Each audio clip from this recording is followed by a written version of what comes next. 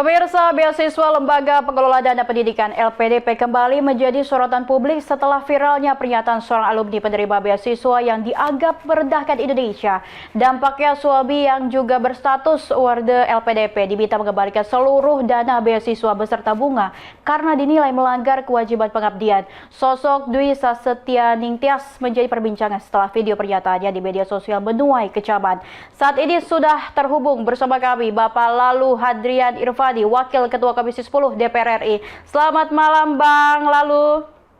Selamat malam, Mbak Lydia. Assalamualaikum. Waalaikumsalam. Bagaimana, Bang, kabarnya hari ini, Bang? Alhamdulillah baik. Oke, Bang, kita membahas nih terkait kasus viral alumni LPDP yang memicu kemarahan publik tentunya karena ini menyangkut dana negara.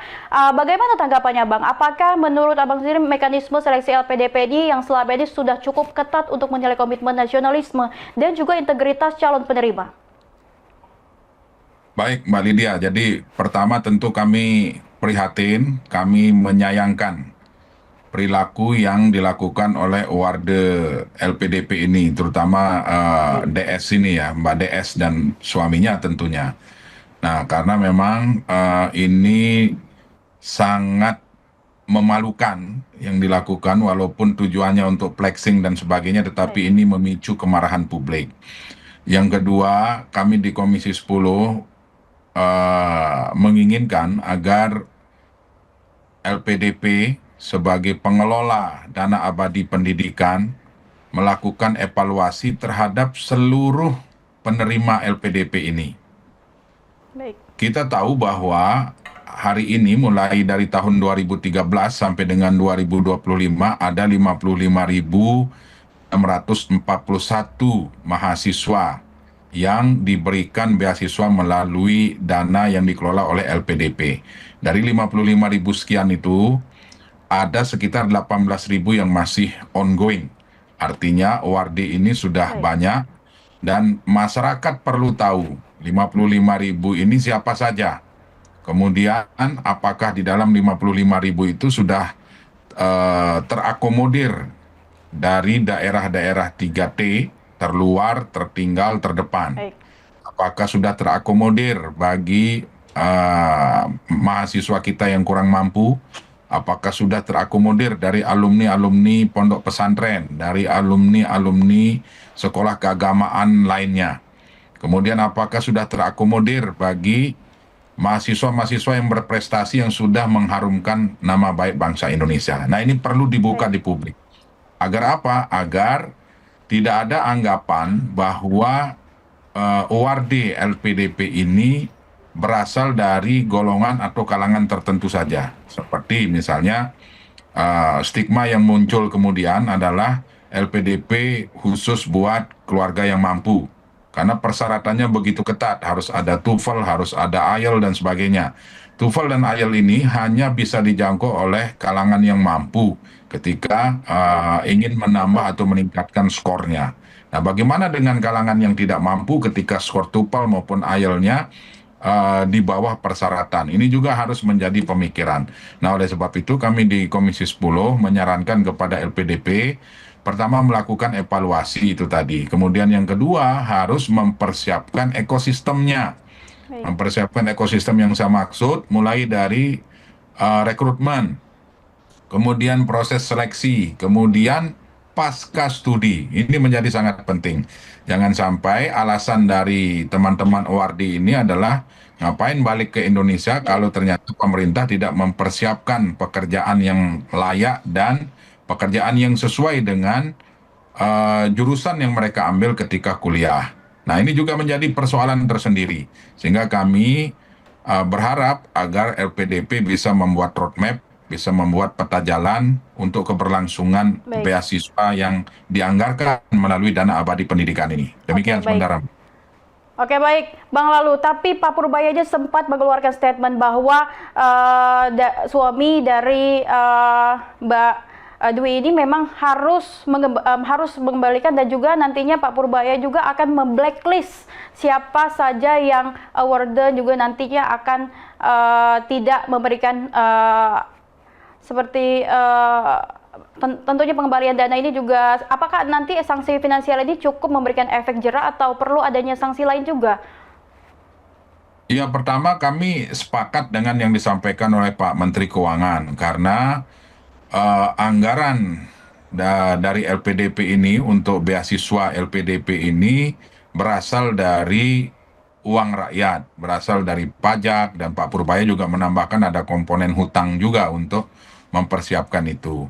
Nah, karena anggarannya berasal dari uang masyarakat, dari uang rakyat yang dihimpun, kemudian dijadikan sebagai postur dana abadi pendidikan, maka langkah yang dilakukan oleh Menteri Keuangan hari ini, ya kami di Komisi 10 sangat sepakat, sangat setuju, harus ada punishment memang.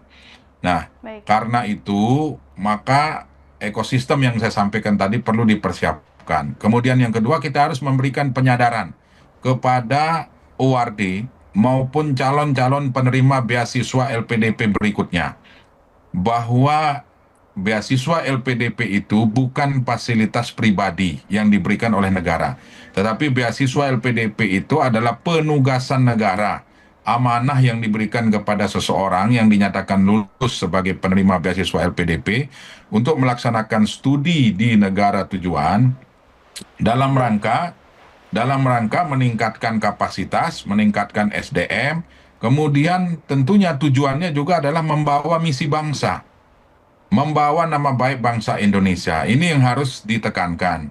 Karena apa? Karena tanpa adanya komitmen yang jelas, maka akan muncul lagi seperti DS-DS yang lain di kemudian hari. Nah, oleh sebab itu, kontrak komitmen ini juga perlu direvisi tentang pemahaman kebangsaan dan pemahaman keindonesiaan. Seperti itu, Mbak. Oke Bang, tapi kasus ini juga menyentuh aspek etika pejabat publik ataupun orang kaya Bang, karena ini melibatkan penerima dana negara. Atau perlukah aturan khusus bagi keluarga Wardah yang sebenarnya mereka sudah kaya gitu Bang? Karena kemarin Direktur LPDP sendiri sudah mengatakan kalau untuk orang yang memiliki, yang mampu untuk membayar, dia cukup membayar untuk parsial saja, setengah harga Bang. Bagaimana tanggapannya Bang? Ya, kalau memang itu sudah menjadi kesepakatan, ya tuangkan di dalam bentuk komitmen kepada calon penerima. Nah, regulasi yang tepat itu akan sangat membantu di dalam kelancaran proses dari pelaksanaan beasiswa LPDP ini. Kalau memang itu yang perlu dilakukan, ya silahkan. Apakah itu berupa subsidi atau pemotongan atau apalah namanya, silakan regulasinya dibuat seperti itu. Nah, kalau dengan regulasi saat ini, ya kami memang belum tahu persis, karena ya memang itu.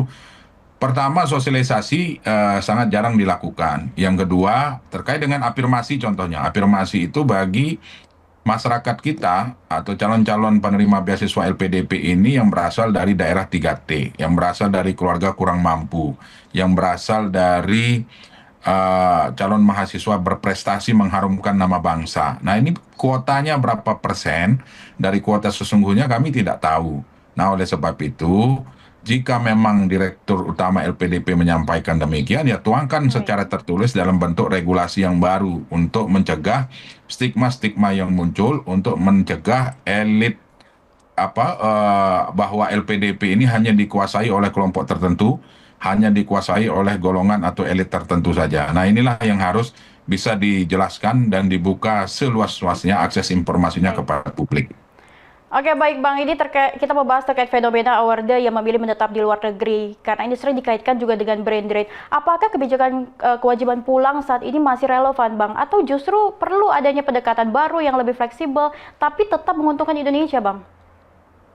Ya, pulang itu tujuan utama sebenarnya. Apakah dia nanti setelah tamat kemudian langsung pulang? Ya tentu ada mekanisme. Kemudian yang terpenting adalah ekosistem itu tadi Mbak. Jadi mulai dari rekrutmen, program studi atau jurusan yang akan diambil harus benar-benar sesuai dengan kebutuhan di dalam negeri. Kebutuhan baik di dunia industri, di government maupun di penugasan-penugasan lain. Inilah yang harus diciptakan terlebih dahulu. Kalau ekosistem ini belum terbentuk, maka ini pasti akan terulang terus. Yang kedua, Kalau kita boleh meniru negara Korea misalnya, di Korea Selatan itu ketika mengirim mahasiswa, mereka wajib pulang. Wajib pulang tetapi pemerintahnya sudah mempersiapkan ekosistem kerja. Jadi ilmu yang mereka dapatkan di sana sebanyak-banyaknya diambil untuk dibawa pulang ke negaranya untuk membangun negaranya. Inilah yang belum kita miliki hari ini di Indonesia. Jadi kita hanya sekedar mengirim, setelah itu, setelah mereka lulus bingung mau diapain. Bahkan tidak jarang hari ini ada juga UARDI yang sampai dengan saat ini belum memiliki pekerjaan. Nah itu yang terjadi. Sehingga yang paling penting dibenahi adalah kita harus mempersiapkan roadmap, kita harus membuat ekosistemnya ini. Tujuan kita untuk mengirim mereka ke luar negeri, untuk sekolah di kampus-kampus top dunia itu adalah mengambil ilmu yang sebanyak-banyaknya untuk kepentingan bangsa dan negara kita. Terkait dengan apa namanya fenomena brain drain itu tadi, itu sebenarnya stigma yang tidak boleh terjadi sebenarnya. Baik. Artinya brain drain ini kan mengirimkan peneliti, mengirimkan mahasiswa terbaik pada suatu negara, artinya mutasi. Mutasinya itu artinya kan tidak pindah lagi ke negara kita, tidak balik lagi ke negara kita. Yang harus kita lakukan sebenarnya brain gain, yaitu mengembalikan peneliti-peneliti kita, mengembalikan orang-orang pintar kita di negara-negara tersebut untuk membangun bangsa kita sendiri. Seperti itu, Mbak. Baik Bang, ini kan dengan dana abadi pendidikan yang telah mencapai 180 triliun rupiah ini. Dari Abang sendiri sebagai anggota DPR nih, bagaimana cara memastikan akuntabilitas penggunaan dana publik ini agar tidak disalahgunakan oleh penerima yang tidak kembali mengabdi ke Indonesia, Bang? Penguatannya tentu harus melalui komitmen. Sebelum mereka berangkat, di dalam butir-butir kesepakatan itu harus betul-betul mengikat bahwa harus disampaikan dengan jelas oleh LPDP, tugas mereka adalah membawa misi negara. Bahwa beasiswa LPDP ini adalah investasi jangka panjang, investasi di bidang pendidikan. Negara menginginkan bahwa kita memiliki SDM yang berkualitas, SDM yang tangguh, dengan memiliki jiwa nasionalisme untuk sepenuhnya didelegasikan, menyerap ilmu sebanyak-banyaknya, membuka jaringan global seluas-luasnya untuk dibawa kembali lagi ke tanah air. Nah inilah misi sebenarnya dari negara menyekolahkan mereka atau memberikan mereka beasiswa LPDP. Inilah yang harus betul-betul menjadi titik tekan pada saat MOU, pada saat kontrak antara pemerintah dengan para penerima beasiswa LPDP ini. Harus betul-betul dicek kontraknya, sehingga, dan tentu kami berharap juga kepada para UARDI ini, para penerima beasiswa LPDP ini, betul-betul patuh terhadap kontrak. Harus ada reward dan punishment. Ketika melanggar kontrak, maka tentu harus diberikan punishment. Ketika dia berprestasi, harus diberikan reward. Nah inilah yang dilakukan oleh negara-negara yang hari ini berhasil mengirimkan para mahasiswa-mahasiswa, para talenta-talenta terbaiknya untuk belajar di luar negeri dan berkontribusi bagi negaranya. Seperti itu. Oke baik Bang, ini kan LPDP ini sedang disorot ya Bang ya. Langkah konkret yang akan diambil pemerintah dan DPR ini agar polemik ini tidak merusak kepercayaan publik tentunya terhadap program LPDP ini yang selama ini menjadi kebanggaan nasional ini bagaimana Bang? Ya tentu tadi itu, merevisi kebijakan yang hari ini dirasa masih ada kemungkinan untuk diselewengkan. Yang kedua, LPDP harus membuka seluas-luasnya akses informasi, baik akses informasi rekrutmen, kemudian kuota, afirmasi dan sebagainya, serta membuka informasi terhadap siapa-siapa saja penerima LPDP itu, siapa-siapa saja UARDI LPDP itu, agar tidak muncul stigma di masyarakat. Nah yang ketiga tentu, para teman-teman di LPDP, kami tentu berharap di legislatif bahwa dana abadi pendidikan yang hari ini digunakan sebagai beasiswa LPDP betul-betul dikelola dengan baik dan dimanfaatkan dengan baik, betul-betul hasilnya bisa mendatangkan keuntungan. Yang namanya investasi itu kan harus ada keuntungan, harus ada profit. Maka ini yang menjadi titik tekan. Negara mengeluarkan dana triliunan, kalau tidak ada hasilnya juga akan menjadi sia-sia. Nah oleh sebab itu, saya berharap teman-teman di LPDP untuk betul-betul menghitung kembali, melibatkan user-user seperti Kementerian Pendidikan Dasar Menengah, Kemendikbudristek, Kementerian Agama, BRIN, dan sebagainya, untuk diajak berdiskusi dalam menentukan jurusan-jurusan mana yang hari ini dibutuhkan oleh negara kita. Nah, kalau tidak ada itu, tidak ada skema yang jelas, tidak ada roadmap yang jelas, saya rasa terus akan seperti ini. Muncul kasus-kasus DS yang lain nanti di kemudian hari. Seperti itu. Baik, Bang. Sekiranya DPR ini apakah nantinya akan mendorong transparansi data awardee yang tidak kembali masyarakat, agar masyarakat ini bisa mengetahui sejauh mana nih tingkat kepatuhan penerima beasiswa ini, Bang? Ya tentu kita akan dorong dan secepatnya kalau bisa LPDP menyampaikan itu kepada halayak umum dan halayak bisa mengakses informasi itu 24 jam. Jadi tidak boleh ada yang ditutup-tutupi karena ini uang rakyat, jadi harus dibuka. Mulai dari proses seleksi, rekrutmen, dan sebagainya. Seperti itu, Mbak. Oke, baik, Bang. Abang melihat kasus ini sebagai alarm keras bahwa nasionalisme generasi yang terdidik ini sedang mengalami krisis. Bagaimana, Bang, tanggapannya?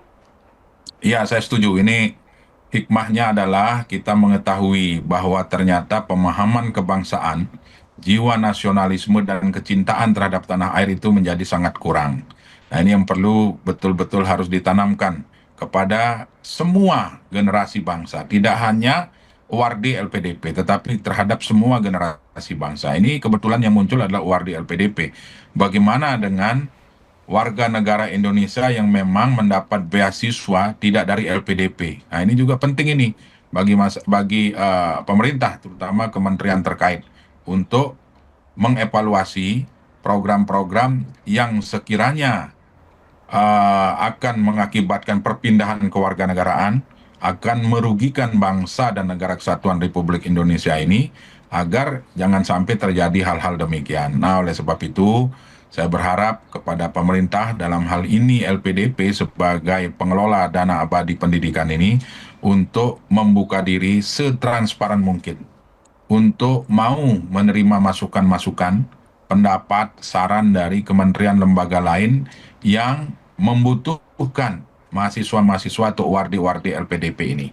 Industri-industri juga harus diajak berkolaborasi dan sinergi. Contoh misalnya bagaimana kita mau mengirimkan mahasiswa untuk pesawat misalnya, untuk industri pesawat terbang. Sementara industri pesawat terbang di Indonesia hanya PT Dirgantara Indonesia, yang hari ini mungkin belum dikembangkan. Nah, oleh sebab itu kita berharap ketika memilih program studi atau penjurusan-penjurusan yang akan yang akan dipilih sebagai oleh penerima LPDP ini, maka tentu harus dikonsultasikan dan dikomunikasikan karena korelasi ini menjadi sangat penting di dalam membangun sebuah ekosistem di negara kita bagi para wardi-wardi LPDP ini. Baik, Bang, adakah pesan Abang nih kepada generasi muda, khususnya alumni LPDP ataupun masyarakat yang ingin melanjutkan studinya melalui LPDP ini, Bang? Ya tentu pesan saya harus cermat, yang pertama ya, harus cermat dalam memilih program studi atau jurusan yang akan diambil. Yang kedua, konsultasi. Konsultasi ini menjadi sangat penting, baik kepada LPDP, baik kepada pihak-pihak, terutama Kementerian Pendidikan Tinggi Sains dan Teknologi, maupun dunia industri yang sekiranya membutuhkan keahlian dari teman-teman yang akan dikirim melalui beasiswa LPDP ini. Yang ketiga, informasi yang ada baik di dalam negeri maupun di tingkat global juga menjadi sangat penting menjadi pertimbangan di dalam menentukan pilihan yang akan diambil. Yang keempat tentu apapun kita terlahir sebagai bangsa dan warga negara Indonesia. Oleh sebab itu ketika nanti LPDP mengirim Anda semua ke luar negeri untuk melaksanakan studi, maka ingatlah anggaran yang digunakan untuk mengirim Anda itu adalah anggaran dari pajak masyarakat. Sehingga yang diperlukan adalah pertanggungjawaban moral kepada bangsa dan negara. Seperti itu, Mbak. Oke, baik. Terima kasih, Bang Lalu Hadrian Irvani, Wakil Ketua Komisi 10 DPR RI atas informasinya. Terima kasih, Bang. Terima kasih. Siap. Assalamualaikum. Pemirsa, polemik LPDP menjadi catatan penting bahwa dana pendidikan dari negara adalah amanah besar yang harus dijaga dengan integritas dan rasa tanggung jawab. Harapannya program ini tetap menjadi jalan bagi generasi muda untuk belajar setinggi mungkin dan kembali membangun Indonesia. Pemirsa, jangan kemana-mana, tetap saksikan Berita Nasional Malam.